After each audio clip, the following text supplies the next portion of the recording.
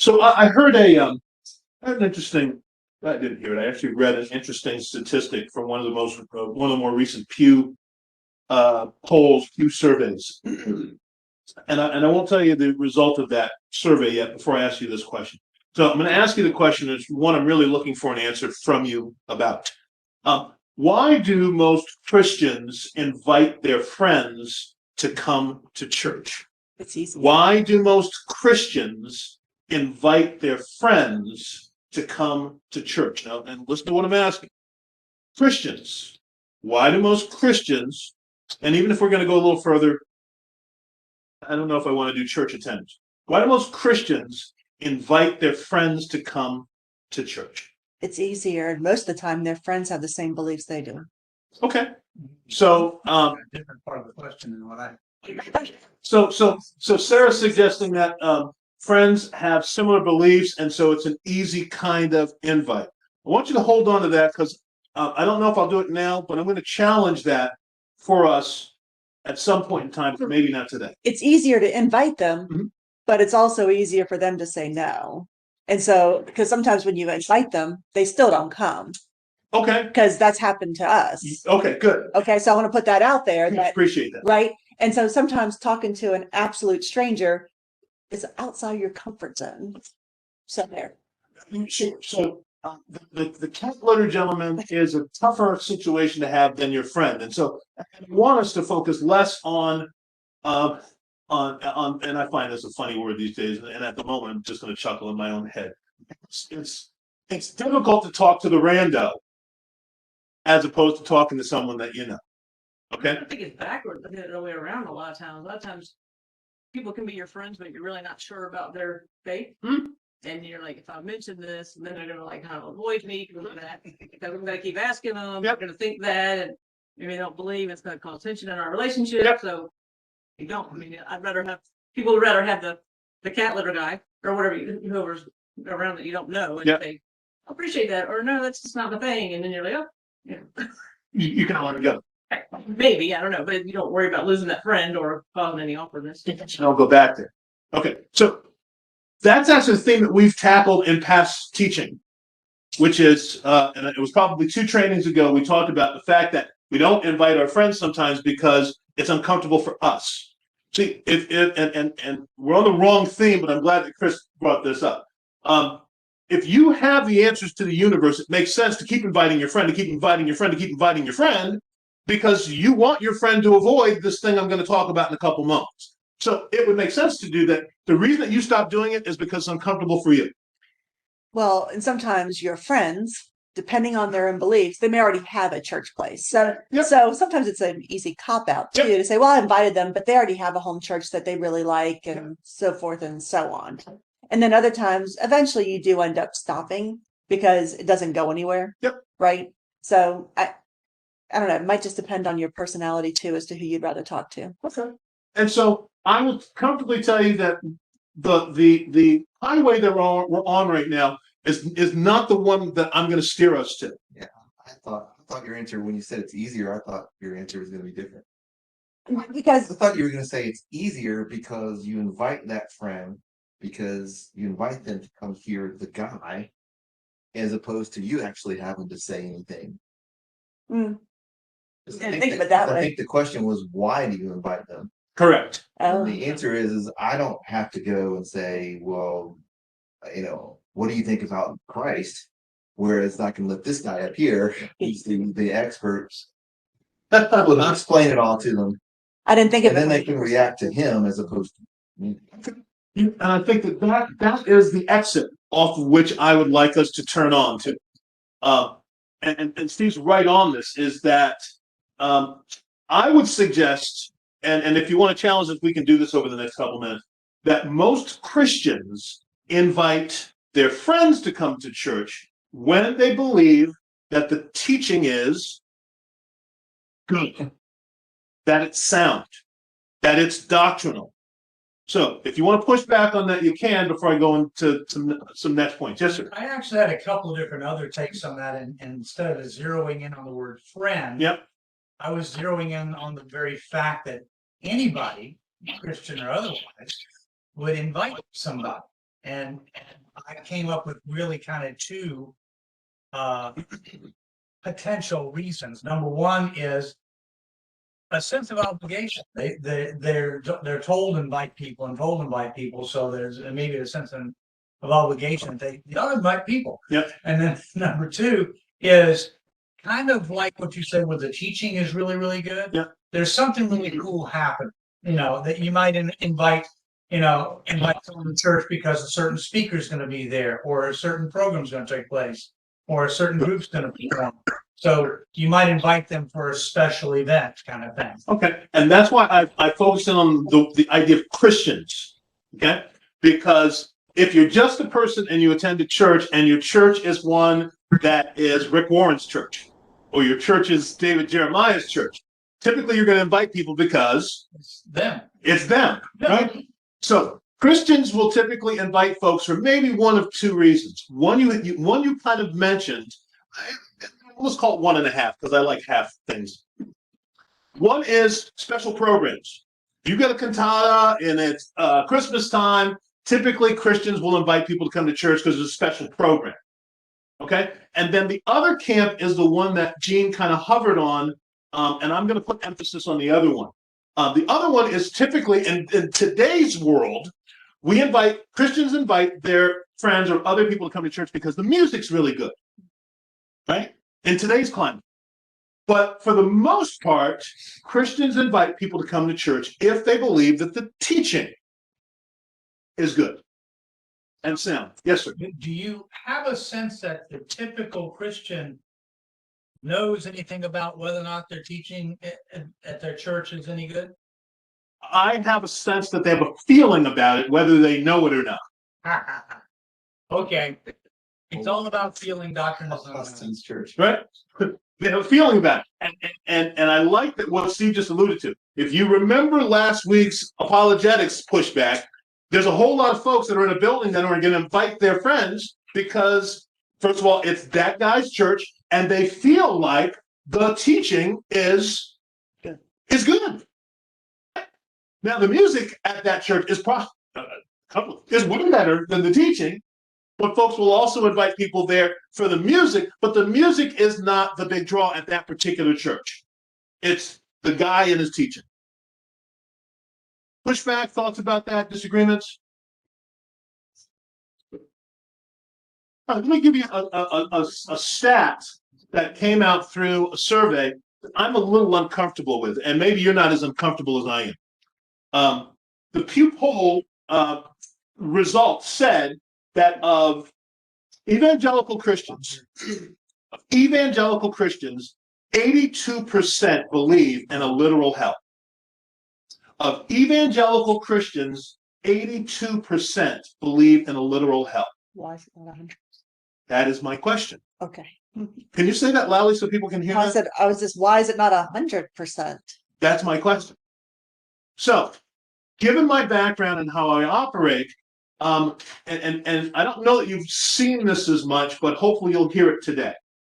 I believe it's really easy, especially in the educational system, to put emphasis that if a concept is not one that is learned, it's the fault of the Teacher. of the learner.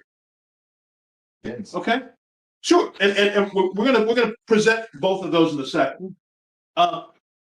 My feeling has always been that there's responsibility on the teaching aspect, on the teacher's end, if the learner isn't getting that which they're supposed to get. But it goes both ways. It does, and that's where we're gonna launch out on that today. Yes, sir. No, I was still thinking in terms of the other guy.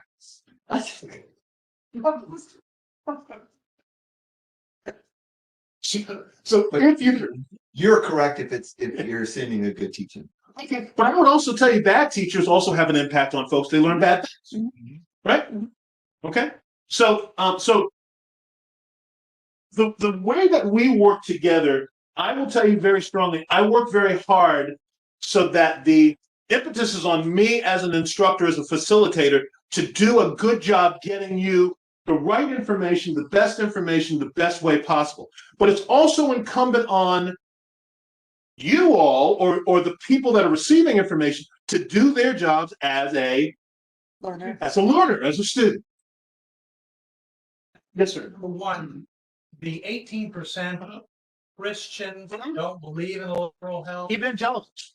Evangelicals, you said. Yes, sir. Not just Christians. Oh, Yes. that just sounds strange to me. Yes, exactly. Because, and I guess that there is a percentage, maybe that's it, that claim to be evangelical, but they see the Bible as allegorical Yes. rather than Yes. actual stuff. Yes. And the other thing that comes to my mind was I had a parent one time tell me that anytime a student fails, this is as I'm a teacher. Yes. Okay. Anytime a student fails, a teacher fails. Uh-huh. And that chewed me up. Because I had students that didn't do well. Right. And then all of a sudden I realized, wait a minute, who is the greatest teacher that ever walked this planet? Exactly. And he had to do this. Yes. I felt a lot better. Yeah, and I'm with you there too. Is I take a lot of onus that that's what my job is, but I recognize that there are going to be a lot of poor students, or there are going to be a lot of students who they're in class, but because they have to be, they don't really want to be, all of that sort of stuff. And so let me give you another unsettling fact. This is what Ellen and I heard as we were driving in today. So of Catholics, Steve, All right. if you want to see a guy making faces today, look at Steve Jenkins. He is the walking poker face, not this morning. So of Catholics, and let me help you understand how unsettling this is, and hopefully this will help us to ramp up where we go, as we said. You all are aware of the monumental Supreme Court stuff that's about to happen, which they shouldn't have weighed in on in '73 anyway, right? Mm-hmm. But that very likely is going to be an opinion that's presented that says it's a state's thing as opposed to it's a national endorsement. So of Catholics, even in the face of abortion and in the face of what's happening with the Supreme Court, 56% of Catholics believe abortion should be the choice of the woman. 56%. I'm sorry, I'm not sure. So I'm glad that there's some of this exchange happening, because that also, well, and I hear what Chris says back there, and one of the comments that my wife made is this: Catholics have come to believe, if not people in generally the United States, that abortion is a form of Healthcare. birth control. It is a form of birth control, right? So, I mean, they didn't. That used to be. So They then, didn't allow it, right?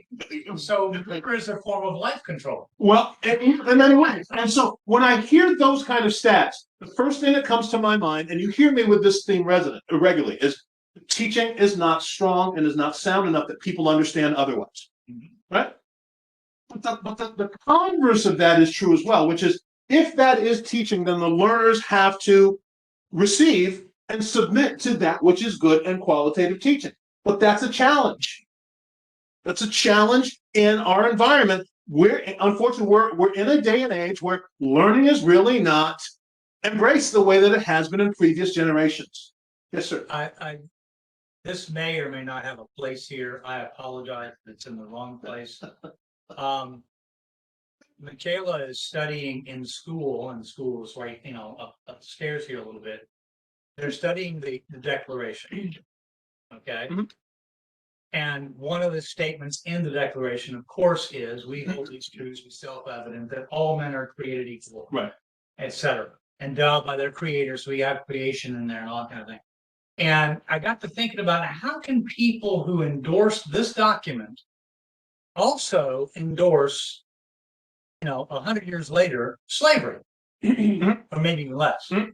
And all of a sudden it dawned on me their definition of all men. So some folks weren't considered people, which is the very same thing that Francis Schaeffer put out when he did his film series called How Should We Then Live, where the fetus is not considered a person and therefore it's not a murder. In today's economy. Exactly. Yes. And so it's a philosophy thing. Actually, at the time, they did realize that they realized the contradiction in it. Mm-hmm. Jefferson Yes. especially said. Yes. He understood that I'm writing that all men are created equal, but we don't treat people as. So it wasn't Jefferson who wrote it. Did not really. He saw them as people as people. But there were other issues with him in regards to It was culture. It was cultural. It was economic. Correct. There were legal reasons. Like if you were in debt, and most farmers, plantation owners were in debt, you could not legally free your slaves. You could be considered fraud. Correct. Right. Okay.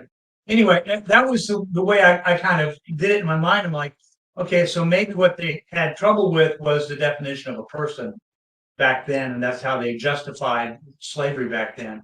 And that's, like I said, I apologize, it's in the wrong place. Well, it's not the wrong place. It's just more of a historical discussion, and Steve and I would love to indulge on that, because the percentages that you take a look at that are a part of the discussion Declaration Constitution is one that builds in that you can't.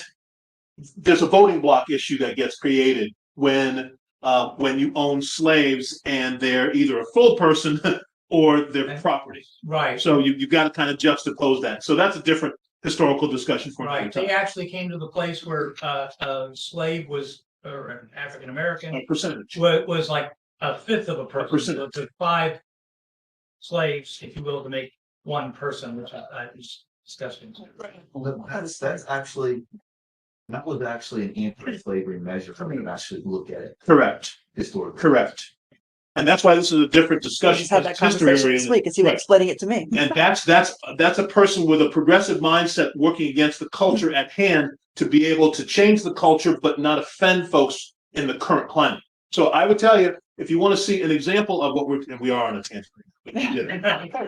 So if you want to see an example of where that blossoms, take a look at the Reconstruction period after the abolitionists kind of win, and there's the emancipation. Because what you see in Congress is where the Klan and the Night Riders and the Democrats come out because of what happens with Congress. So you got to do your studies on the Freedmen's Bureau and the Reconstruction period. Because I will tell you this, and I can get away with this because it makes sense. It scared a lot of white folks. Okay, so take a look at it and you'll see. Okay. Because that's ultimately what the progression meant. And if you've got a whole bunch of slaves and then they're freed, uh-oh. Okay, I apologize for the tangent. it's okay. Because I'm talking to former slaves to sin. Absolutely. So look at that. Okay. So it's incumbent on the teacher to teach well, but it's also incumbent on the learner to do their part. And so when I read numbers that say only 82% of evangelicals believe in a literal hell, for me, the first thing that resonates is somebody's not teaching. Mm-hmm. When I say, or when I read that Catholics, who by definition are anti-abortion, that 56% believe that it's okay to practice abortion, I say that the churches, the leadership, and the teaching are not doing their jobs. But the other part of that is the learners aren't embracing or don't know enough about what it is they're doing in order to have the right attitude, the right perspective. And sometimes those Catholics are not Catholics that are observant or faithful to the church. They're cultural Catholics, like some folks are cultural Jewish. So they say they're Catholic because they grew up Catholic and they did the certain things and that kind of thing, but they're not necessarily observant. So they may say they're Catholic. They back in the old days have a St. Christopher, but they still think that abortion's okay. Okay, and I say that applies to evangelicals as well. I agree. Okay. So having said that, we're embarking on a new study today. Before we embark on that new study, what I would like to do is to ask you some themes from the study we're leaving. Here's why. We don't do Lifeway. But Lifeway is a study that breaks down the Bible into component parts so that you're teaching a lesson every week and then you move on to the next lesson. So we take a year to do one study.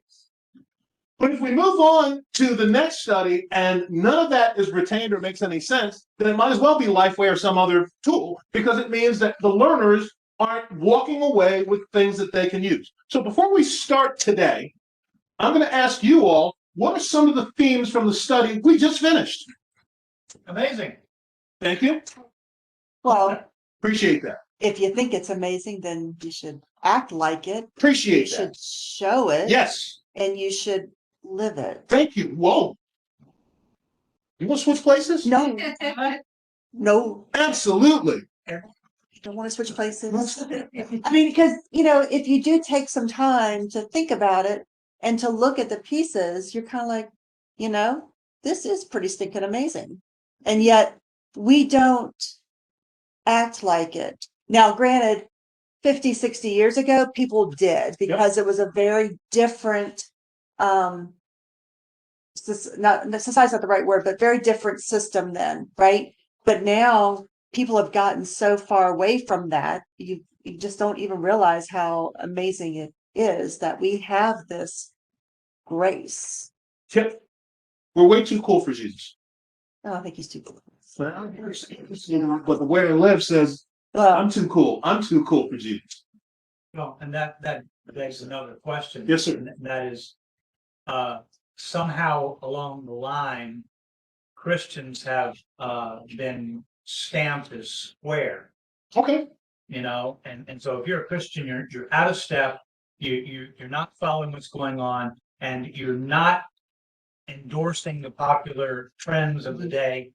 And let's face it, Christianity typically is about 10 years behind the rest of society with a lot of different things. probably more than that, because a lot of people think of it as being antiquated because it no longer, things that were in the Bible don't apply to us today. Doesn't conform to our culture. Right. Okay. And, because we want to do what we want to do. Okay. Go look at Judge. I'm on Sarah's boat. So I'm going to say I embrace the Huey Lewis philosophy when it comes to the statement you just made. The Huey Lewis statement? Which one is that? Say it loudly, brother. It's hip to be square. It's hip to be square. Okay. Yeah, forget it, Gene. Sorry. That's That's because I'm square and I don't get all that it's stuff. here to be square. If being a square suggests eternal life and some of the other things we just finished talking about, it's him. Exactly. But shouldn't To we be be working square. to make more squares? You bet. I mean, shouldn't we be doing that? You bet. And sometimes it's not even outright that you're doing it, but a lot of times it's what you do and don't do that influence others around you, maybe in ways you don't even know. Yes. Agreed. Billy Sunday used to have an impact upon the alcohol trade in the town as people got saved and they were less inclined to go to that place to get their moonshine or whatever. Okay. Billy Sunday, huge evangelical pastor preacher in Chicago. Yeah. Huge. Sad thing is his children did not buy in. Okay. So see the Bible. We have three patriarchs where that works. Right? Aaron, Eli, and Samuel. So we see, let alone Solomon, King David, we got a whole bunch. Yeah. So that's not isolated. Yeah. What else? Other things.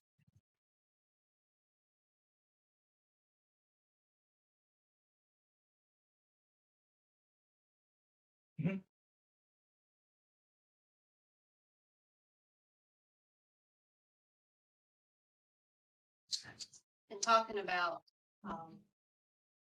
Sarah's thing about showing others through maybe what we don't do or how we behave in certain situations and things like that. But also, probably one of the hardest ones sometimes for me is we tend to want to quote unquote evangelize to others outside, as we go through our day, but it's harder for our family. Okay. So I know we had discussions about, making sure that our family, that we ask those questions that are hard to ask about, where are you with Jesus? What does he mean to you? What does he, how do you show that? Still struggling sometimes with things like that. And I hate, and I almost did, but my brother was up here yesterday. Yep. And I'm not 100% sure, I think, but I'm not 100% sure. But he had brought a friend, which I've known for years too, with him. And so I never really asked the question, but I want to. But you did. But I did. So I blew. Okay. I appreciate you sharing that. I would say you blew it. Now, you all have to gauge that for yourselves, but that's been a lot of the theme since January of 2022. Is you can't assume. You got to take the temperature. And if we're struggling with doing that with the people that are closest to us, I can tell you, I'm going to take a little bit of responsibility as the facilitator, but the rest of the onus is on you to do. So if you knew that there was an opportunity and you passed it up, that's on you, because trying every week to remind you to do that. All right, what else? Other things.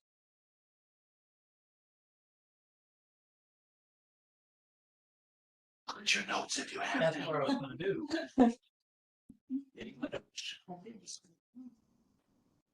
And that's, I was good. Anybody understand why we're taking time to do this? Doesn't make sense to go into, especially the next study that's related to this, if the last one doesn't have any impact. Well, plus, you got to take some ownership. Well, not you. We have to take ownership too. I'd like to think so. I mean, we send stuff out, so you get time to do it. So let me share something odd with you, and this is a little bit adjacent. What we're discussing right now is almost a challenge I've had for Pastor Bruce for years. And the challenge I've had with Pastor Bruce, and I don't revisit this with him the same way, we do it differently these days, is this. How can you week after week after week say the same and similar things using different projections, different accounts from the Bible, and there's no change? There's no difference. And I would tell you, typically, when some of that begins to set in, that's when your leaders and your pastors decide to go elsewhere, to look elsewhere, to see if they will have a different impact, especially if the Lord's called them elsewhere. Because when you plow the same ground and you're putting in the right things, corn one year, you rotate it out, you're putting in tobacco, you rotate it out, you're putting in cotton, and you're getting very little, it makes you think you need to buy a new farm. Other things, what else you got? Virtual folks, anything?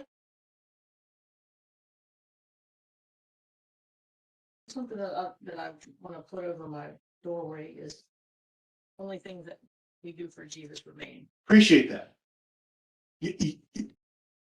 Yeah. It's a real challenge to not be distracted by the stuff of life.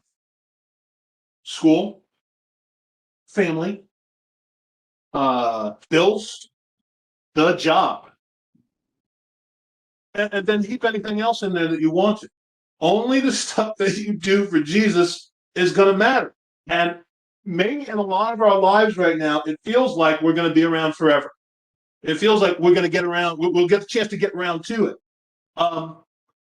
I can tell you, when I look at stats and when I look at some of the interesting news stories, there are people who thought they had tomorrow and then they don't. There are people who are banking on tomorrow and then they don't. And then what happens is those of us who remain get real saddened by the fact that they're gone. So the way that we minimize the sad is by taking advantage of the thing that Sherry said that she didn't take advantage of. You got to ask somebody about their tomorrow and eternity today, because then that helps us to have fewer tears when they're dead. Because then we're not too worried about them. We're worried for ourselves mostly because I'm going to miss them. But in the long term, not really. And that's a hard mindset to get your head around. It really is. And I can tell you, as we get old, that's a discussion my wife and I have pretty regularly. What happens if we both die in a crash? What happens if we predecease? What happens then? So life decisions, in many ways, you need to be making those now, and they're not about your life and your plans, they're about your eternity. Because the stuff you acquire and accumulate in the friendships, in many ways, if you're a believer in Jesus, that stuff, if you have friends that believe in Jesus, you get to continue. But other than that, all the other acquisition is done. Other stuff, other things. I think one of the overarching themes for the entire study was basically for squares to live out loud. It's kind of, and we talked about this in a lot of different ways. When Linda comes up to me, who's a neighbor down the hill here, and if I see her coming, I can go Giants, and she'll be right there with it. Right. The Giants. Correct. Her car is decked out with Giants sort of decoration. Right.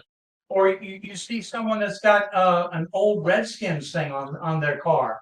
Or, you see someone coming with a Virginia Tech jersey and hat and shoes or whatever, you know, they're living out loud the thing that they're endorsing, and Correct. we don't really do that. Yeah. We don't think it's cool. We don't think Jesus is very cool. You're right. Sure, this has been discussed over this period, but it's something that I'm reading lately. It's been said a couple of times, and each time it's really struck me and convicted me. And again, I blew it. But the thing was, it was what are you doing with Jesus? Right. You know, so it's like, oh, what am I doing with Jesus? Am I sticking him in my back pocket, Right. or am I, you know, trying to give him to others, or Right. share him with others, or am I just hiding him? Right. So. I can tell you, that's really close to Ellen and my heart. Is you got to find an opportunity during the course of the day to take the elf off the shelf and say, "Be an elf." You've got you. Most of us take the Jesus philosophy and we stick it in our pocket until Sunday. And that's not what it's supposed to be, folks. It's not this. This is not church. Church is what you do out there. So yes. It's what are we doing? So it's not only what am I doing for an opportunity to show my being a square, but what am I doing to live out loud? And so the very fact that people, especially here in Virginia, I would almost say south of Maryland, if it's not Duke, if it's not Virginia, if it's not Tech, if it's not State, we've got sports nuts that live in these areas. But I don't see people necessarily, unless you've got like an ictus on the back of your car, or maybe a WJ, you know, a what would Jesus do kind of thing. We don't have people living their faith out loud. And I apologize, Bruce. Tech came to mind before the Cavaliers. I apologize.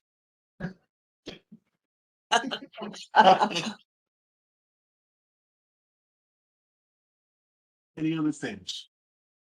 Yes, sir. Well, I just think that what I take out of it, it's great. I'm thinking grace. I'm thinking that it's both simple and it's complex, because it's very simple. It's simple in the fact that what you need to do is just understand and believe it. Right. The thing about it is it's very complex for us, because in our nature we don't want. It's almost too simple for us, Yes. because we want to feel like, well, I did something to sort of earn this, you know, and it's hard to understand and wrap your head around the fact that the creator of the heavens and earth, who created you to glorify him, and you screwed that up. And so then he has to go and pay the price that you can't pay. And he still gets the glory from that because you screw it up. Yep. And what you just have to do is trust him. We don't like that because I'm not really all that necessary to that equation. And I think that's part of the reason, because as you said, I think there's two things. I think that going back to your original polls, I don't think that churches have gone away from teaching about hell, and we teach about, I don't know, how to live a better life, or how to be stress free, or I don't know, something. All that Osteen stuff. Right. You misteach Jeremiah. Yeah, I mean, it's stuff like that. But you don't focus on health. So when it comes out, when your average church person is out in public and they come into a situation where they're talking to somebody, they don't feel comfortable bringing that up, or talking to them about Jesus, because what if they ask me a question? I can't. Well, grace is really simple, but I don't know if I can explain it to somebody, because you're not all that necessary to it. You know, so I think that's part of the issue. That's really a perfect springboard as an introduction to where we are with our new study. What you just said is the perfect springboard that helps to dovetail into what we're going to begin studying today. And unless we understand that which you all have shared, and then its culmination with what Steve's statement is, this next study is going to be pointless for you, because you've got to understand kind of where we've come from to understand where we're going. And what Steve just suggested is very, very key. That's where we're going to focus, which is we've just talked about amazing grace, amazing imputation. Should I really be amazed? So our current study is going to be called, it's going to be called Grace in Action, Grace Displayed. And the subtitle of that is anything he can do, I can do better. And you've got to get it because it's based on a lot of the background, a lot of the foundation we've spent a year and a half doing previous to this is now where we are. We're going to take a look at this thing that Steve talks about, which is so simple, but in many ways so complex for us to get our heads around, to the point where we'd rather not get our heads around it, and we don't really value it because it's just too daunting. So let me read our scripture passage first, which I think is going to be 1 Corinthians 12, 7 through 10. Look at there. Okay. Is it 2 Corinthians? 2 Corinthians. Sorry, 2 Corinthians. So let me read this. That's a whole book, though, by missing it there. So when I read this passage, it shouldn't be a new passage for you, but perhaps we'll look at it in a way that's maybe different, because we're not going to just look at this from Paul's perspective. We're going to look at it from y'all's perspective, from our perspective. Okay? So in my NIV, which I'm reading from today, it's titled at the beginning of 12's, the book of the 12th chapter, Paul's Vision and His Thorn. Okay? So 7 begins, to keep me from becoming conceited. Please, please, please think very much about that word. That word doesn't mean that you're necessarily a cheerleader of the football squad. It means when you are self-centered. It is about you. The New American Standard reads, to keep me from exalting myself. Yes, sir. And most of us are the gods of our own domain. Okay? So to keep me from becoming conceited because of these surpassingly great revelations, and you'll have to read the before stuff. Exactly. So you understand what he's meaning, what he's talking about. There was given me a thorn in my flesh, a messenger of Satan to torment me. 3 times I pleaded with the Lord to take it away from me, but he said to me, my grace is sufficient for you, for my power is made perfect in weakness. Therefore, I will boast all the more gladly about my weaknesses, so that Christ's power may rest on me. That is why, for Christ's sake, I delight in weakness, in insults, in hardships, in persecutions, in difficulties. For when I am weak, then I am strong. This is almost the most un-American passage in the Bible. This does, excuse me, sir? I said interesting comment. This does not describe the American mindset. Because he stopped at 3. Well, I don't know that Americans are persistent these days if we put our hands up, but Americans are not about losing. They're not about hardships. They're not about being persecuted. They're not about insults, because everybody's got some really thin skin. Absolutely. That's the cancel culture. That's Correct. the identification culture. Yes. We don't want to do that. Correct. Yes, young lady. Can you, that, I just got completely lost in that. Yeah. Can you like say it in Detroit? Yeah, sure. The Lord allowed Paul to experience some really amazing things, almost to the point where he gets carried up into the heavens to be able to see things that he doesn't write about. Not allowed to. Correct. Paul also refers elsewhere that he has all of the gifts of the Spirit. There's healing that's involved, there's speaking, there's translating, there's administration, there's teaching. He's got all of these gifts, in part because the Lord kind of met him personally and said, tag. You're it. And then the passage goes on. And by the way, I appreciate you saying, can you say this in regular people talk? Because that's kind of why we avoid the Bible. Because sometimes this language in this situation, it's just, it eludes us. So Paul says, so instead of me, because look at this. You guys know of, if not preachers, pastors, churches, where the guy there kind of walks on water. You saw one last week, right? So Paul says to keep me from getting my head too big and from patting myself on the back and going, I'm Jesus's main dude. Something, we don't know what it is. whether it is a physical ailment or even potentially a social ailment or some other beguilement, but it seems like it's flesh, it's in his body. Something happened for him that made him need to beg the Lord to say, can you get rid of this? I'd be more effective for you if you got rid of this. And the Lord, after he asked 3 times, basically says, nope. The fact that you need to rely on me makes my power through you even more evident and even more obvious.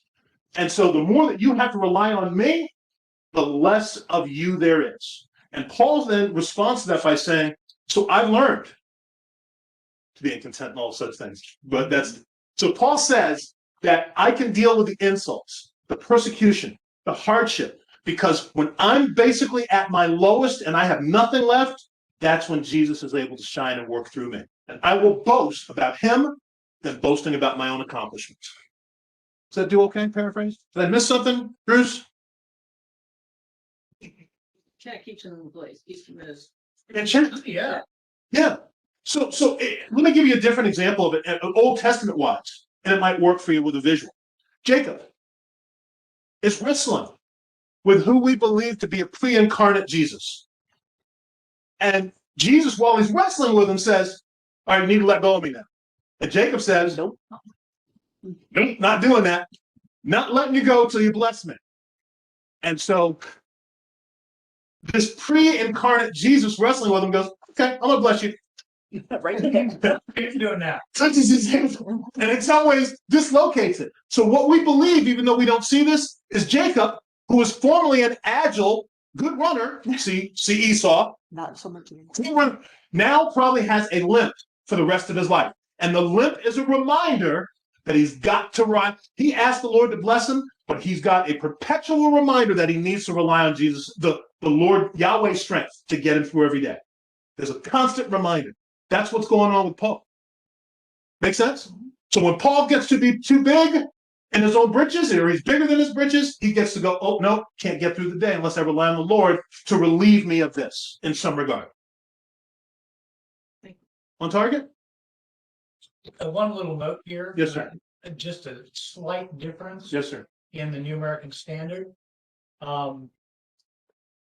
Verse 7 reads, because of the surpassing greatness of the revelations, for this reason, to keep me from exalting myself, there was given me a thorn in the flesh, a messenger of Satan to torment me, to keep me from exalting myself. He repeats it. And typically, New American Standard is a word-for-word translation. Right. So that means it probably appears in there twice, just so that he gets the message, just so that I don't get too big for my britches. That's like a verily, verily. Exactly. Okay. Now that I read it, that's what I have too. Yeah. It makes complete sense. But at first I was like, So you know what, Chris, and I appreciate this. When Brother Gene is going to wonderfully and eloquently present later, there are not opportunities for people to go, excuse me, what does therefore mean? Because that interrupts the flow. It interrupts the service. It interrupts what's going on. And that's not how we do church. But I will comfortably tell you the reason that likely Paul could preach all doggone day to the point where somebody falls out of a window and goes to sleep. We're lucky. Right? See Delaney. So how somebody falls out of the window and breaks their neck is because Paul was probably stopping to take questions when people said, excuse me, I learned this from my rabbi, and you're going to say what? And he took time to push back and ask and answer questions. We don't create an environment in our churches where people get to go, excuse me, who's Jacob? And what's Esau? I don't get it. And we need to do that. It's important. Okay? So this sets the table for our study. Grace in action, grace displayed. Anything he can do, can do better. So you have some questions that have been presented to you because as adults, if we just start teaching the Bible, that ain't necessarily going to fly. So let's ask y'all about y'all. And the first question I think that's asked here is, how do you value your independence? And here you go. How important is independence to you? Please explain your answer. I want you to think, our preamble, this discussion here about the Bible passage, as well as reading the Bible passage, and some of your comments. How important is independence to you? And I want you to think about what Steve said as well. How important is independence to you? Please explain your answer. I had a question when I read that question, and I have not asked it yet, so I'm going to ask it now.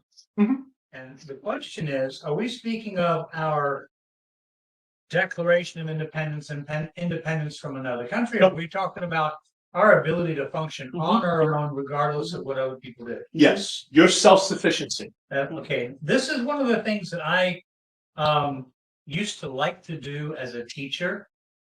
It was one of those things where it was fun, and I know you love doing this because you love watching people. You ask the question, if you can think on your own, raise your hand. And what happens is, I gotta look at who else is raising their hand. So we're not really independent because we have a tendency to want to go with the culture. And you know what? To not go with the culture is square. And we go back to that. Correct. If you're going to think on your own, you're going to be independent. You're going to say things that go against the flow and swim upstream. You're going to have to be very independent. So if we had Brother Trent Dees joining us, who's AWOL or doing whatever it is he's doing, he would respond. Right now, man. He would respond to what you say by referring to the mob mentality, which is really how, if not Americans, I would say a lot of church people operate according to mob mentality. And I think Gene's depiction is a wonderful one. Ellen and I have told you the story about how we got in trouble in a church for not being a part of a standing ovation when we didn't agree with that. But how a standing ovation typically happens? One person starts. One everybody person follows. starts, and other people figure out or decide, I better stand too. It's like the wave It is like the way. in the stadium, It is. right? And the first person was a plant anyway. Possibly. I think it's Steve Sinatra and the Bobby Sox. So I cannot lie with my answer because my family will know if I lie with this answer. They will, right? Yep. To me, it's important because I don't like to rely on others.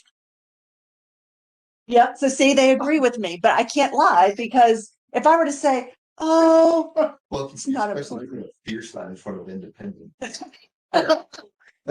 You put fiercely in front of independent. well, we don't like to rely on others," it's hard for us to rely on somebody else. I mean, okay, so you think about work situations too. Oh, yeah. Okay, it's hard to delegate Yes. to people, even though you know you should. Yes. But if you want something done right,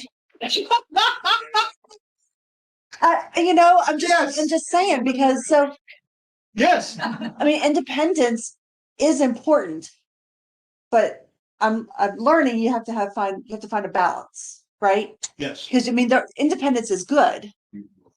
I said I'm learning. family speaks. I'm a work in progress with it. It's a slow process, but I mean, it's hard. It is very hard to rely on somebody else or to yeah, that's a good word. Okay, I'll be quiet now. Well, your son's face. I know. Aren't you glad he's back home? This corner of the room.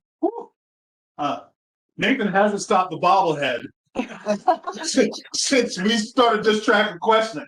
Aren't you glad he's back? Well, yeah, because with a year of college under his belt, there's some experiences and some truths that he knows that we either don't know or that we haven't been exposed to for a while. So it's going to be neat to get his perspective while he hangs out with us.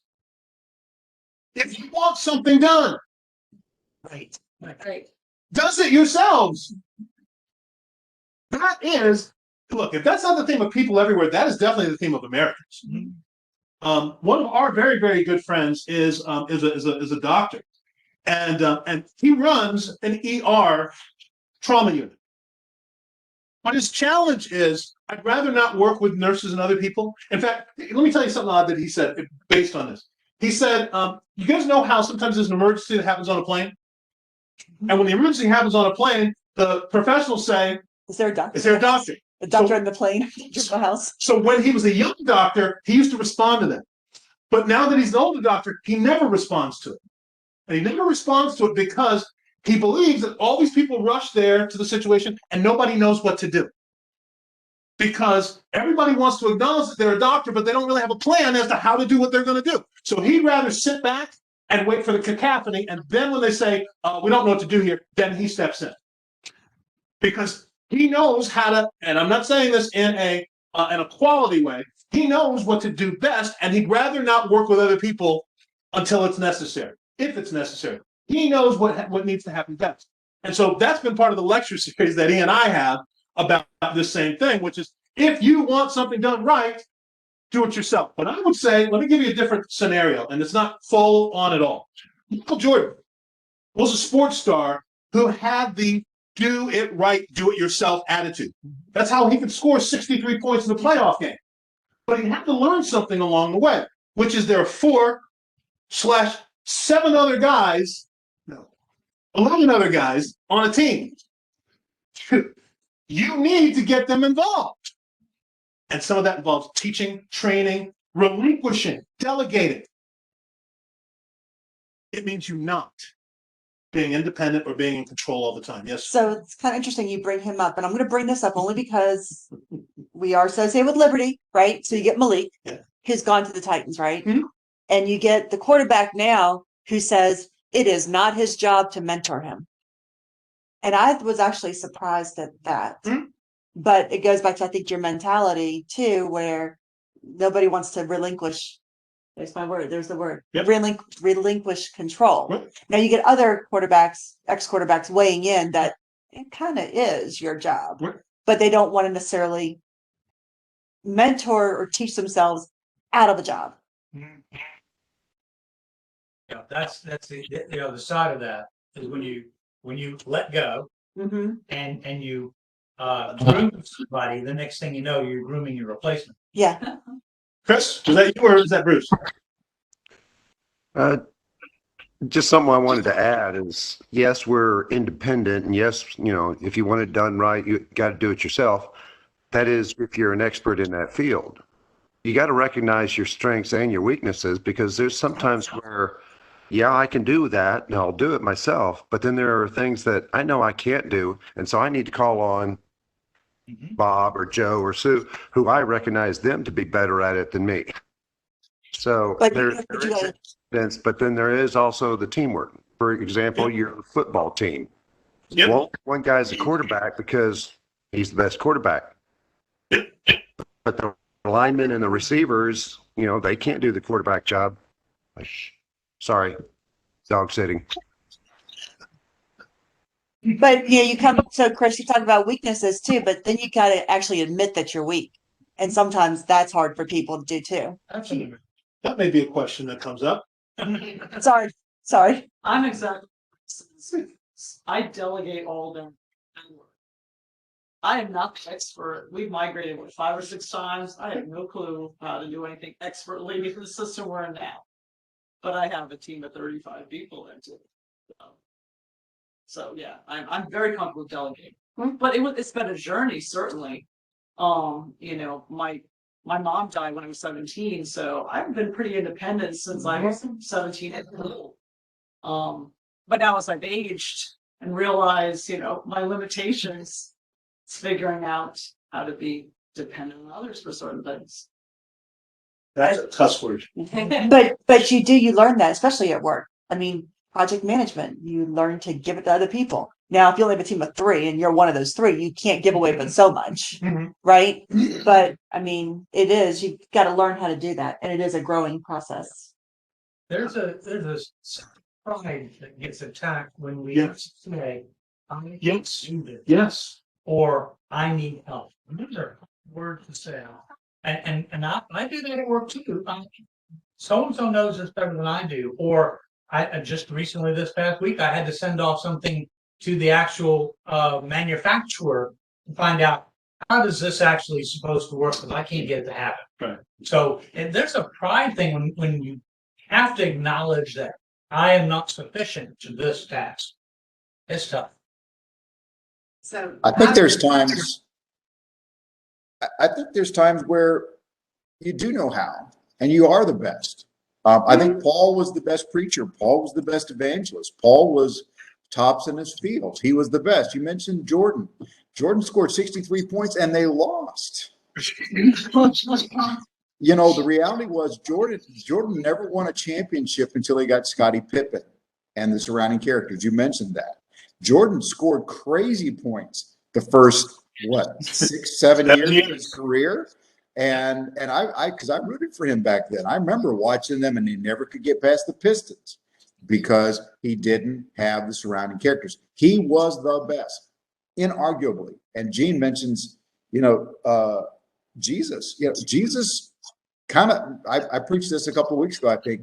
You know, Jesus was always the smartest guy in the room, always, every single time. And yet, Even when he was 12. even when he was 12.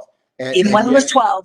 And yet Yep. he said, I need to surround myself with other people to get this task done the way that, because yes, he could have been in more places at once, but he was humanly, he was in one place at one time. So yeah, I think that's where, and Gene mentioned about the pride issue. Even if you do have the capability, and we pastors run into this a lot, I can tell you that lots of times we can do it better than the other people around us in many cases.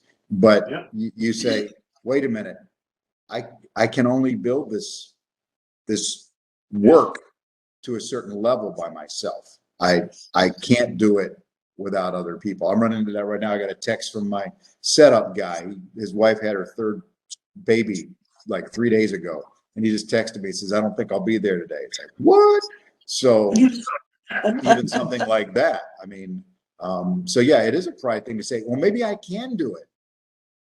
But what did Paul say? So that I don't elevate myself, so I don't exalt myself, right? So yeah, you can be Jordan and still need some other people along. That reminds me of something, that whole Jordan thing. Reminded me of something that I observed years ago. This has been a long time ago. I apologize for dating it. But the Mets went to the World Series. The Yankees didn't.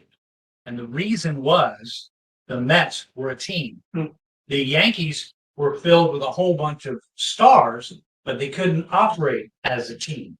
They could all, in their own individual realm, perform beautifully, but they couldn't perform together. And teamwork is very, very important, which is what I guess Jordan eventually learned. Okay, and that's certainly a subset of this independence question, because you know I appreciate that my wife and Sarah both say it's a process over the years. You learn how to function as a team. Yeah, but you know sometimes even if you function as a team, and this is kind of the other comment about the Liberty quarterback is you still though could be conceited and work in a team, and that's what this question is about. Is how independent, how important is your independence? And sometimes what that means is, okay, you'll work in a team, but I only condescend to those people when it's necessary. Right? So they work in a team and the team accomplishes, but for the most part, it's what I do that makes the team great. So that's a part of this question as well, is how strongly do you value your independence? And I love sometimes watching Sarah come in and sit up in the morning. It's especially if Steve, Nathan, and Daniel are there, because what happens is they bring in this stuff, you know, and it's like the flying monkeys kind of they bring in all this equipment, and then what happens is they put it down, and then it's almost like the parting of the Red Sea. The guys just move out of the way. Just move out of the way. And they watch. And what they're doing is peripherally, they're going, if she says something, we'll step in. Other than that, do anything. Don't even let her know we're here. Because when Nate, when he's nodding his head about his mom valuing her independence, there's probably nobody in this room that is as fiercely independent as Sister Sarah Jenkins. And it's funny to watch her face, watch her boys go, yup. The very concept of what Steve reminded us about, this whole grace thing, and our part in it, it's almost got to go in the opposite trajectory. And the statement that John the Baptist makes is one we read a whole lot and we just don't value it. He must increase. And I must be made pretty much as like I'm not even here. Amen. That don't cut it, folks. And here, let me show you a way. You hear me talk about this a lot. I'll tell you that really doesn't rate, because look at your obituaries.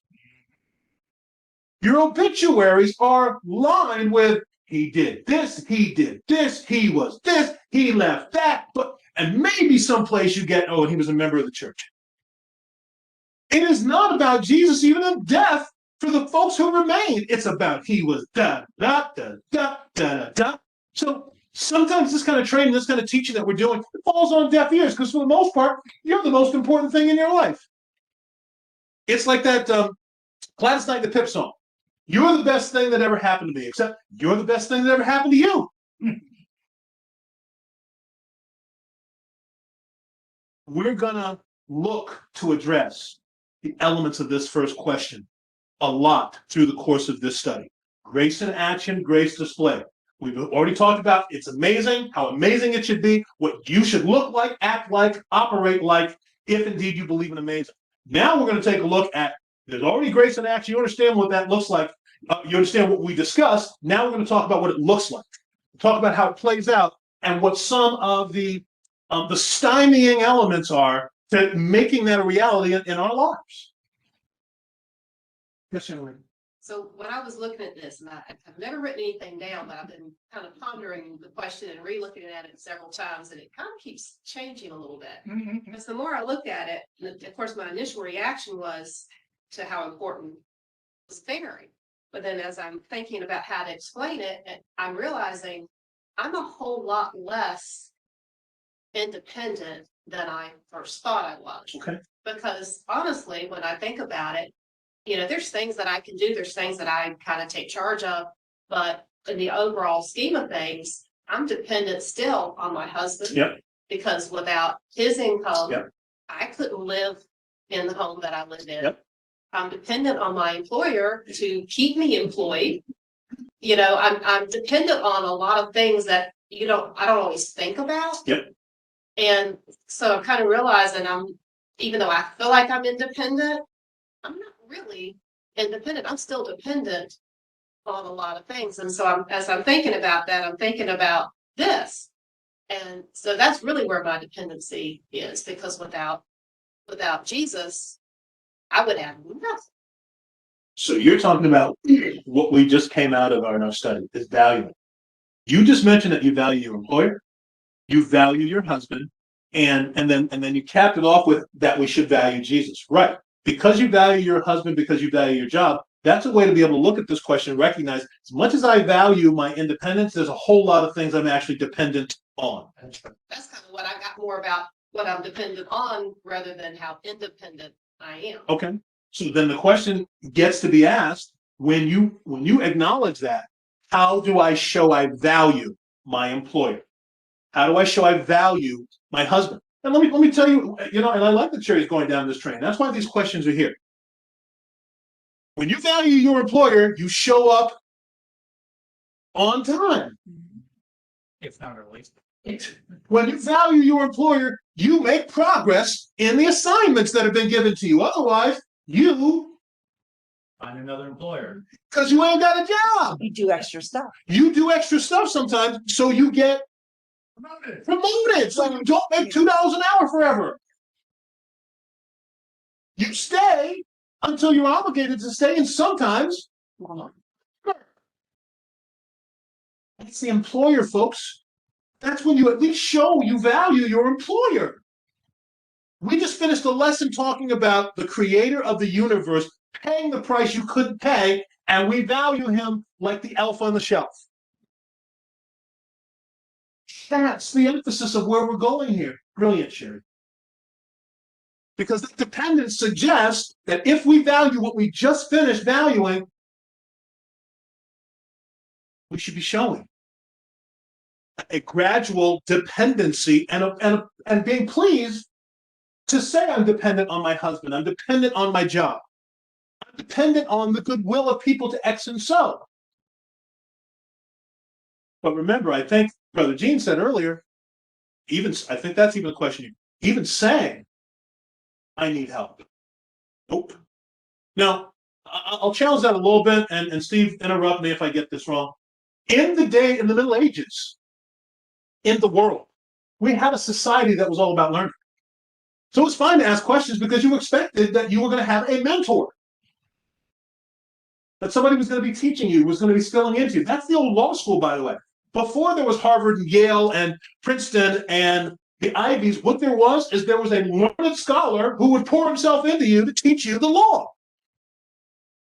And you would do all of the things that would help you to become expert at the law. And then at some point in time, you were accountable to teach it to someone else.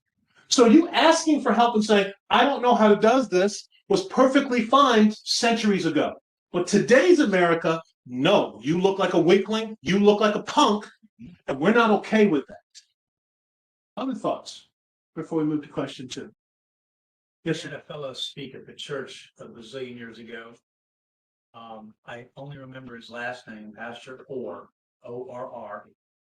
And he was sitting on the front, back in those days, this is how long ago, he was sitting on the front pew. We had pews. And somebody came up to him to share a concern. I don't remember what it was, okay? But immediately, out loud, not loudly, but out loud, he starts praying, oh Lord, bless him in this, right away. Right. That was one of the greatest displays of dependence in a preacher I've ever seen. Right. And there was a dependence he had on the Lord, moment by moment by moment, out loud prayer. Cool beans. And I can tell you on the horizon, that has been a thought about us at some point in time. Hey, Nate, can I put you on the spot? Oh, no. I think you do it anyway. Good man, Charlie Brown. You've been a student away from home for a year. Yeah. What's your thought about independence right now versus where you were before you went to school? Well, okay, so personally, I don't like a lot of work, so I like depending on other people. Yeah. Because it allows me to delegate tasks that I don't have to do. Right. So that's tedious. Yeah. But I have found that I have just being more independent because I can't just like, hey, mom, want to cook dinner for me? So now I have to walk and need someone else to cook it. He sounds like a promising American. And by the way, we took all this down for your resume. I don't like a lot of work.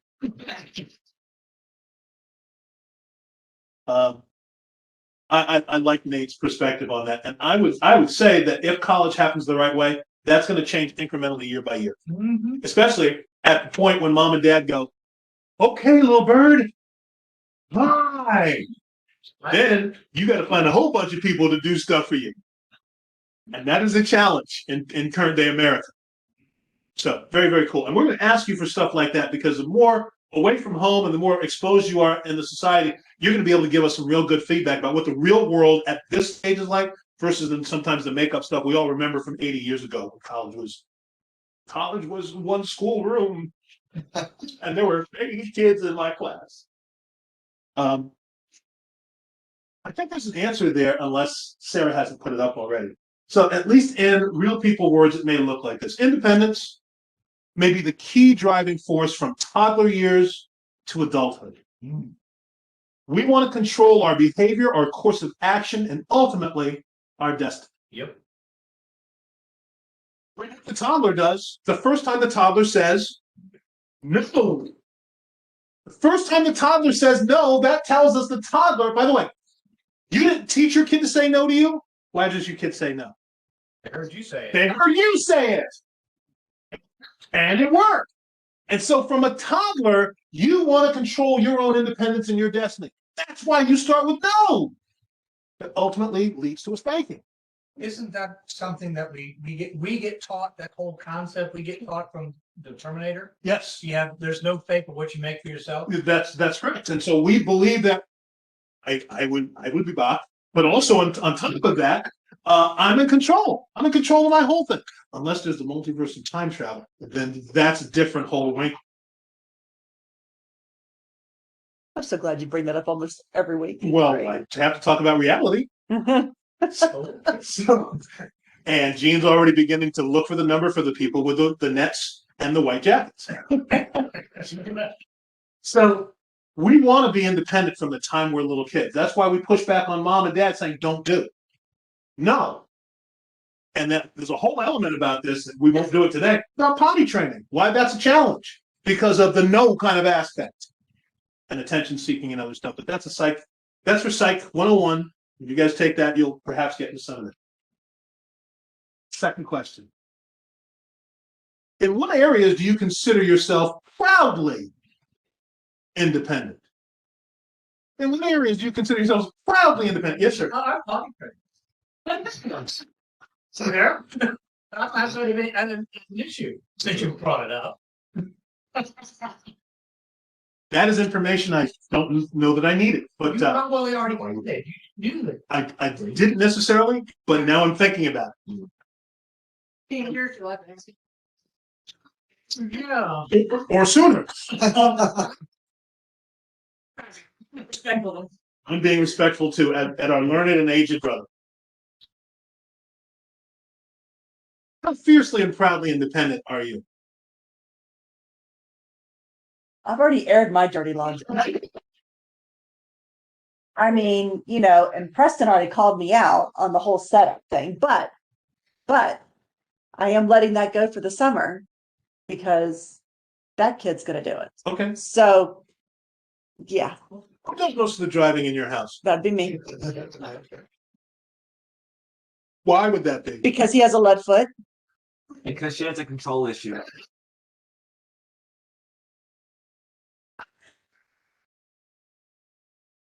I'm a lot like Sarah. In what way? Since you're throwing it up there. Our kids can tell us all the time.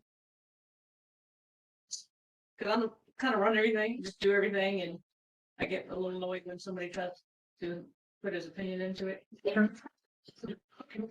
Doing this for a while now, you're gonna be awake. It's not related. Yeah. It makes sense. I know how to do this. This is how we do it. Yeah. You know, You want it done right. and Vince's got a lot of issues going on, but you know, it's hard for him to be involved in a lot of things Yeah. for a while, and then when he's trying to shift his time when he's awake and stuff, and tries to put, you know, say I need to get involved in this, and I'm like, yeah, you're a day late, the dollar short. Sorry, I've already decided on that. Yep. Because I've been doing it for so long without any, you know, question about it too. So just gotta, yeah, I always think that I'm always right. I want it done right. Okay. Yeah. And when you try to delegate to somebody else, they say, "Oh, what do you want to do?" I know better. They know better. If somebody else wants to say something. Okay. I did that on purpose. You know where that comes from, right? It comes from, well, if we do this, no. So I'm like, we might as well just say, why don't you throw out there what you would like first? And then I'll be happy to give you my opinion for whatever that's worth. So everybody make a decision. You know that experience of which you speak. You might. Oh my. Either. We do that just so we can say, but I did ask your opinion 3 times last week. Yes, that's right. Because sometimes that isn't even a control arena. I asked you. I did. Right. Didn't do it. You didn't say. You just conceded. Right. And so, folks, we're having this discussion that's in some ways informal to when we hone in on 2 Corinthians 12, 7 through 10, it's going to make sense to you differently.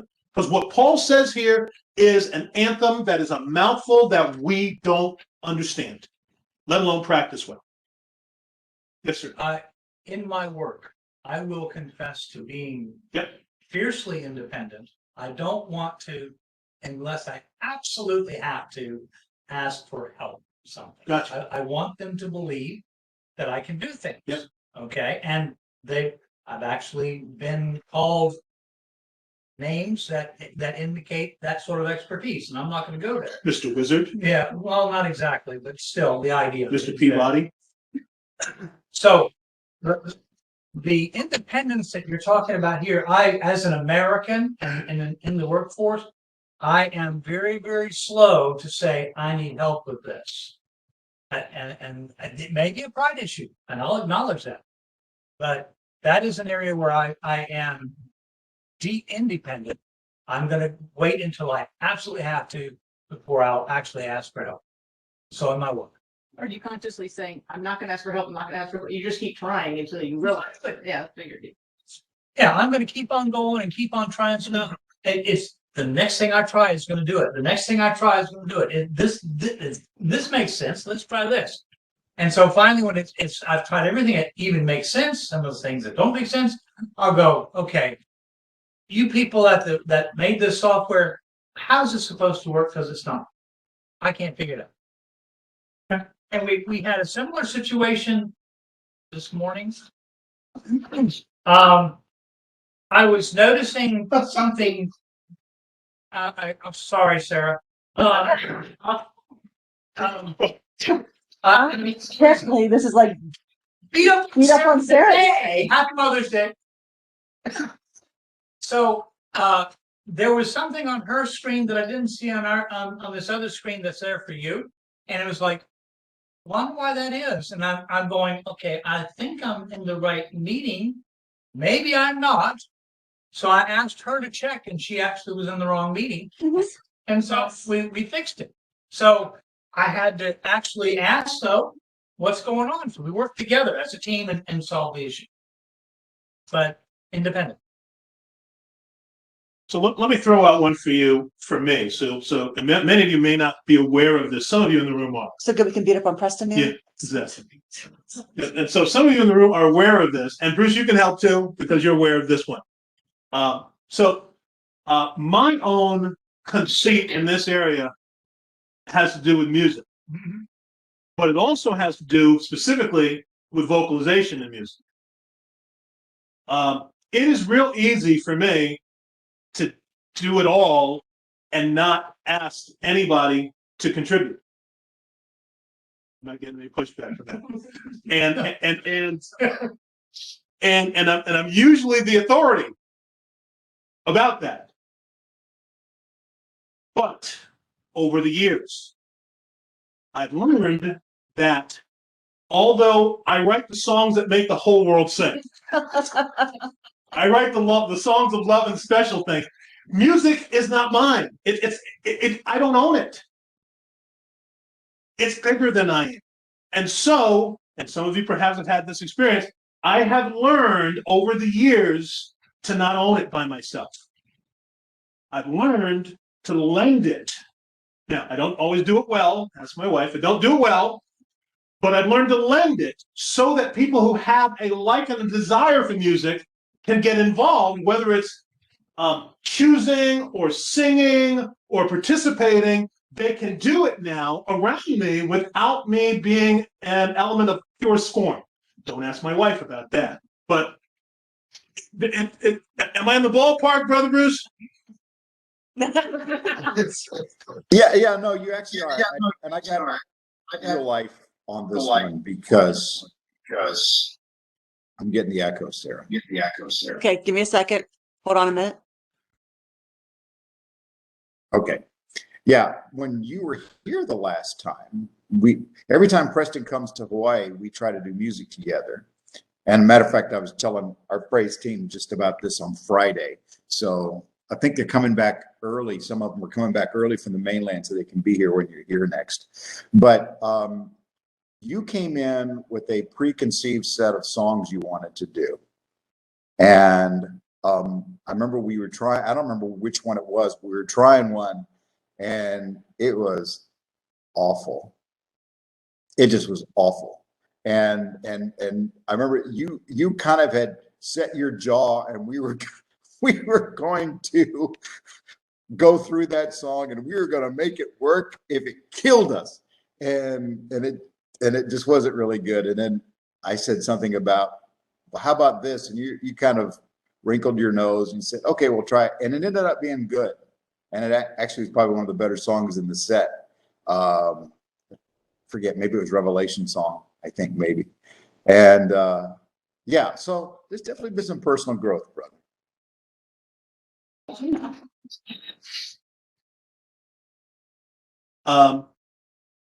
I would share that in the past, Yesterday? oh no, from the time when I was where Nate is now, folks used to view me as Simon Cowell. So if you know who Simon Cowell is, the big joke used to be folks that were performing would find where I was in the audience and they would gauge their performance on somebody who was fiercely independent about a certain kind of skin. And some of my friends from school will tell stories about that. But today I'm different in that folks who hang out with me, do they not enjoy singing around me these days? I think you're a victim. Yes. Okay, there should have been more besides yes, crap. So that Children were victims. they made themselves victims.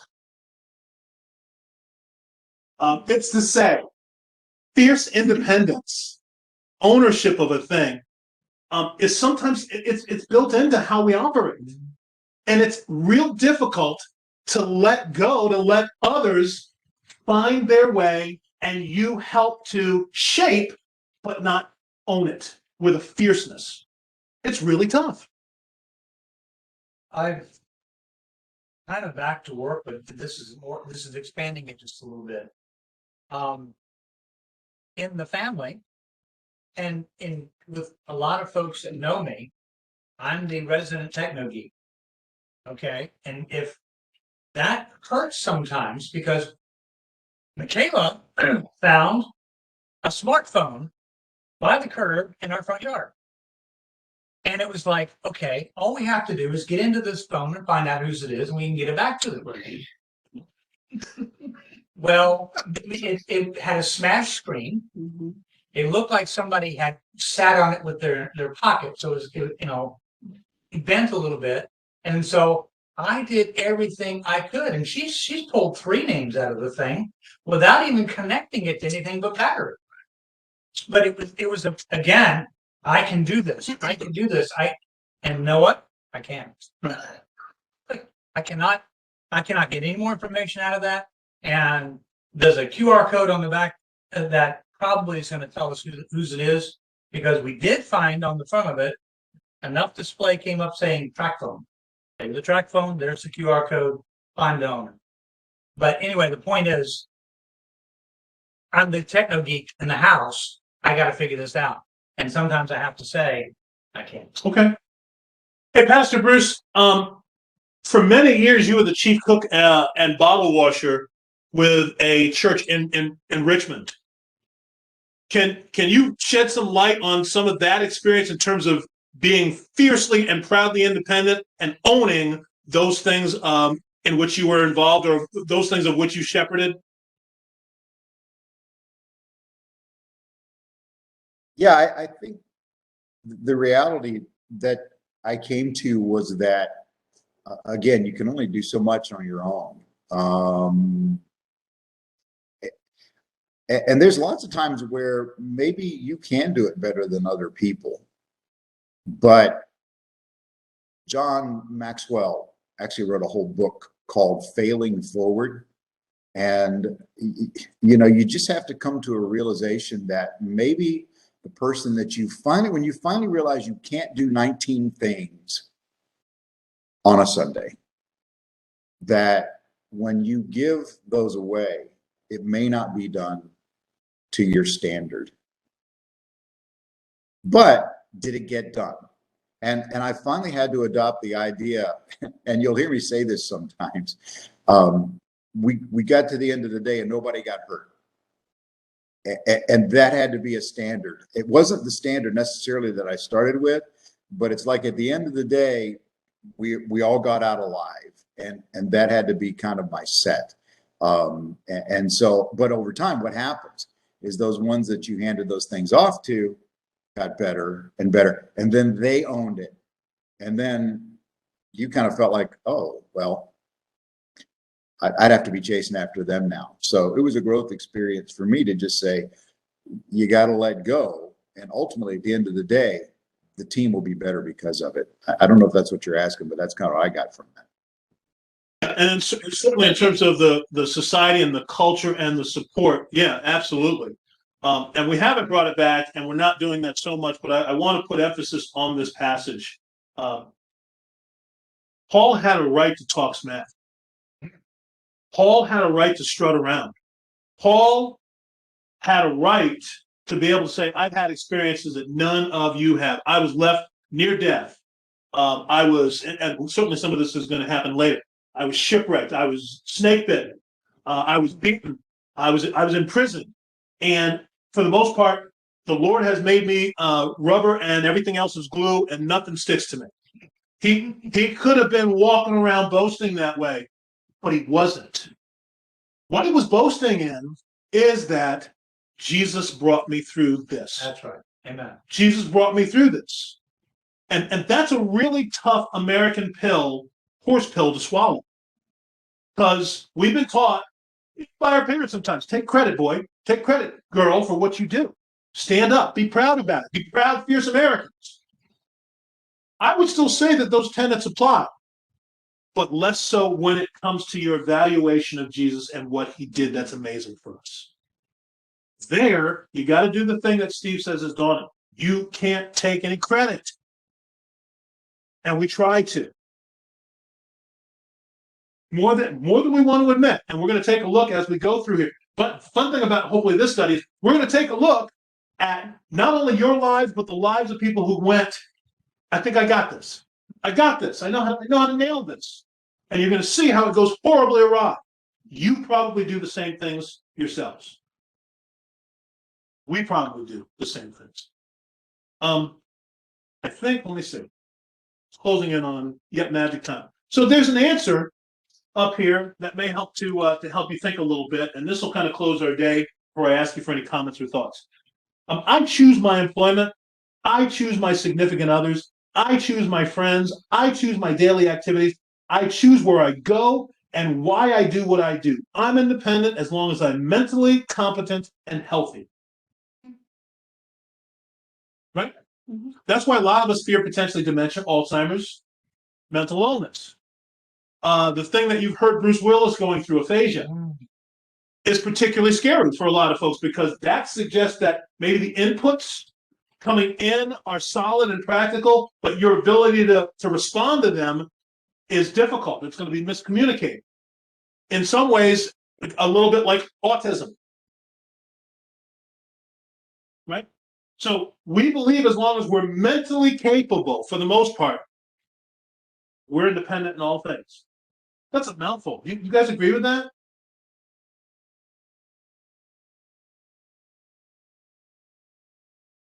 Just because it's written, you don't have to agree. I think we believe that, yes.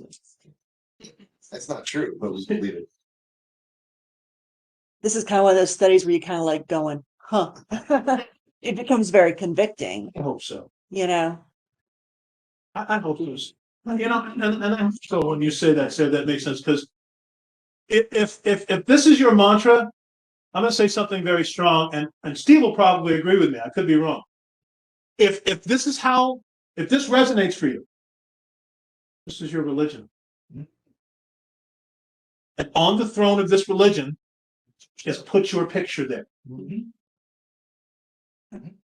Right? This is your religion. And folks, I would challenge you that church people struggle with this not being their religion/faith. I have faith in me and no one else. I didn't even get there. But my practice is about me every day. In fact, our kids usually want to get old enough so they can do what, Michaela? Thinking. And independent may mean I siphon off of them for a few years, but eventually I skedaddle from underneath their umbrella. And I get all the stuff that they got for me coming, and I have it by myself. And I don't know that that's changed and I don't even know that that's an American thing. I think that it is a developmental thing. Is kids want to not be kids at some point in time. And that's why certainly the ages in our society matter. I was at Food Lion the other day. Guy asked, a young boy said, how you doing? I said, better than I deserve. He said, why'd you say that? I said, because as long as I'm in right standing with Jesus, it's a good day. He said, thank you for saying that. And then he followed it up with, I'm going to be 21 tomorrow. Now, appreciate that. Why did he say that to me? He didn't even necessarily comment on what I just said. What was important to him is himself. Tomorrow he can go into the ABC store. Today. And he said to me, I will be able to celebrate like a 21-year-old. And I said, that may be good. I said, just don't do anything that doesn't honor the Lord. Square. There you go. I abide by the Huey Lewis principle. It's to be square. But here's the other thing. Sometimes my philosophy is this. If I only see you behind one time, then I'm going to leave you with something I may never see you again. I don't have to deal with like what we all feel. If I tell my friend, I got to look my friend in the eye and say, oh, I told you to come to church. Oh, you're not happy with me. See you one time. I'm going to say something to you because I may not see you a whole nother time. It's easy. That's easy evangelical waters. Trick guy, calendar dude. I keep looking for him too when I go to the store. I do to see if I ever just to see how he's doing, but I haven't seen him since. 21-year-old kid. He told me what was important for him in being 21.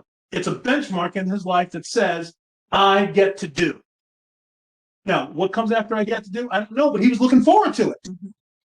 Even if it was, I get to drink a whole lot. Right? Because we look to be independent about stuff. And it, in many ways, is our faith. It is our religion. How we operate. Yes, sir. The other thing that happens with that milestone is if other people know that you're of that age, then you feel like they're going to look at you differently and you're going to be counted as an adult as opposed to a kid anymore. And well, I'm finding that kids are getting older for me. Yes, sir. Exactly. Yeah, I always chuckle at Bruce's story. Bruce will come back to Williamsburg, and he'll be here next month. So he and Christina will be here next month. And usually when he comes, his dad wants him to attend church with him in the church he grew up in. Now, do you know what happens when Bruce goes to the church he grew up They in? pinch his cheeks. Because you may be 21 in chronological age, but for the most part, you're still Nate. You're still Michaela. You're still Red. Just a lot more mouth, but you're still Delaney. So in your head, you've crossed the threshold. The folks who know you, you're Nate the adult, but you're Nate. You're Nate. So I'm done for this week. Any comments? Any follow ups on that?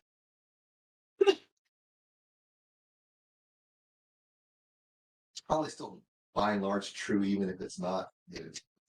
Like for the 21-year-old kid at the grocery store, because everybody's still operating with that fiercely independent. So for the adult interacting with the 21-year-old, they're still just a kid.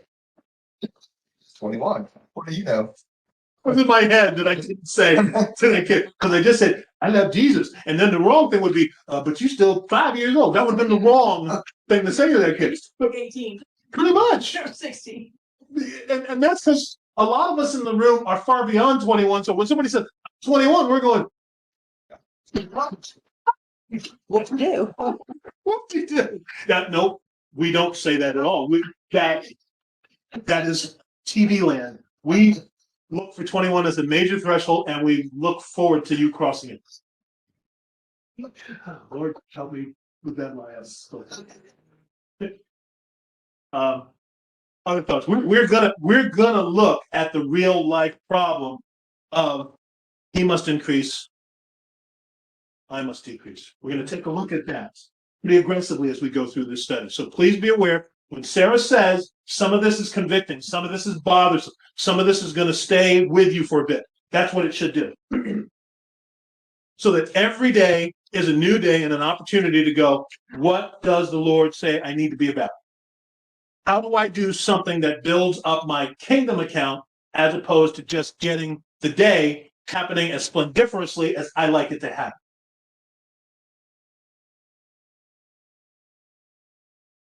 Okay. You've got questions? Sherry has said some of these questions I haven't. I've been thinking about them. Okay, think about them. Good. Write them down too, because that will help you be able to revisit this stuff. Because remember, as your facilitator, I'm looking for this to impact you so that you actually are learning. If you're not learning, there's no point in me doing this. You guys can sit at home and watch David, watch Ruth Warren, watch Joel. Teach you some stuff that's more fun, perhaps. Not fairy tales. Virtual folks, thank you for chiming in. Anything that you guys want to share out there in virtual land? Room bound people?